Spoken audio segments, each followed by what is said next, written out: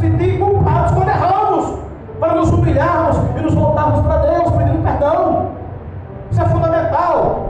Mas aí o ser humano, no seu estado deplorável, Jesus amou, né, e veio consumar a obra da redenção. Porque, meus queridos, a obra da salvação, Jesus Cristo, antes de ressuscitar, ele teve que morrer. A morte dele foi por causa dos nossos pecados, para nos dar vida, vida com abundância. Então eu não sou salvo pelas minhas obras, mas da mesma forma que diz: creio, Abraão, em Deus, isso me foi imputado como justiça. Eu creio em Jesus Cristo, eu creio na morte da cruz, eu creio no sacrifício da cruz, e essa fé, o que ele fez por mim, é aplicado a mim. A justiça de Jesus é aplicada sobre a minha vida, e um pecador sujo, imundo, miserável, desgraçado, que agora, com a justiça de Cristo em mim, Deus vê uma pessoa justa, justificada, não porque eu mereça, mas por causa da misericórdia e da sua graça, porque eu creio no sacrifício e na morte dele na cruz.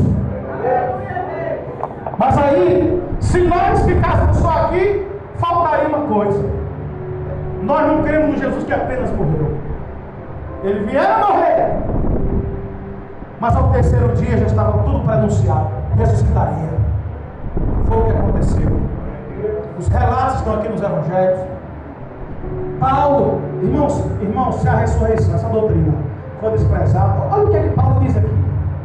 1 Coríntios capítulo 15, vou já terminar. Eu sei que para mim eu ouvi o pastor falando que era até 10 horas hoje, mas eu não vou prolongar mais não, meus irmãos. Glória a Deus, e sei que a minha esposa está cansada ali, o menino está muito também, e não é brincadeira não. Teve uma hora que eu quase cochilava aqui de tarde, não porque a mensagem do pregador não fosse boa, mas é porque realmente eu estava quebrado. Eu tomei um cafezinho ali, me despertei um pouquinho. Mas aqui, olha só o que é que diz aqui, irmãos. Nós não podemos ignorar o seguinte: nós cremos no Jesus que venceu a morte, que ressuscitou.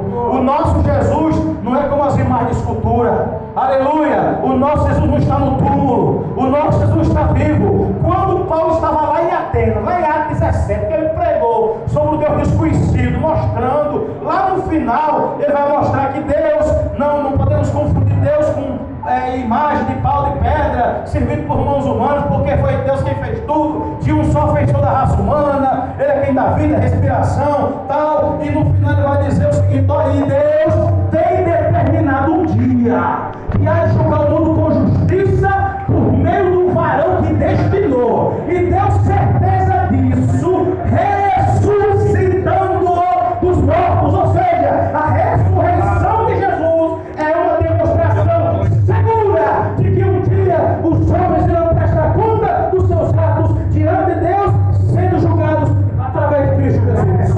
É isso que diz no texto de Atos 17. A ressurreição de Jesus, aleluia, é fundamental.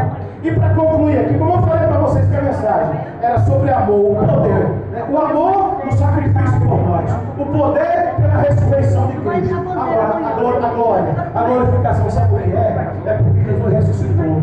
Apareceu durante 40 dias aos seus discípulos, né? Como eu falei para vocês, Maria Madalena, a Pedro, os pescadores, aos 2 discípulos também de Emaús, a eles reunidos lá pelo menos 2 vezes, e depois mandou que fossem para Galiléia. E aqui, em 1 Coríntios 15, o apóstolo Paulo vai relatar que ele apareceu a bem mais de 500 irmãos, e por fim apareceu a ele como um abortivo também, sendo visto com muitas infalíveis provas. Aleluia! Ele ressuscitou. Isso que depois ele dá ordem, instruções aos discípulos, mandando eles pregar o evangelho. O que aconteceu? Ele foi subido aos céus, e uma nuvem o ocultou diante dos seus olhos, que os anjos disseram: olha, por que vocês estão olhando para o céu?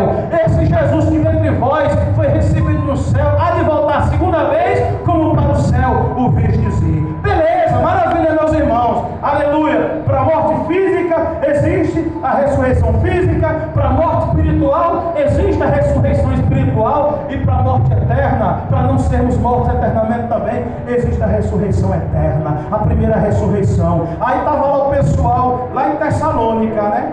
Todo mundo, e os que morreram em Jesus Cristo, cadê? O que vai ser deles? Aí Paulo escreve dizendo: meus irmãos, lá em 1 Tessalonicenses, capítulo 4, do versículo 13 a seguir, olha o que diz a palavra do Senhor. Isso aqui a gente costuma muito a citar em cerimônias fúnebres dos nossos irmãos, quando partem para a glória, né? Aí o apóstolo Paulo escreve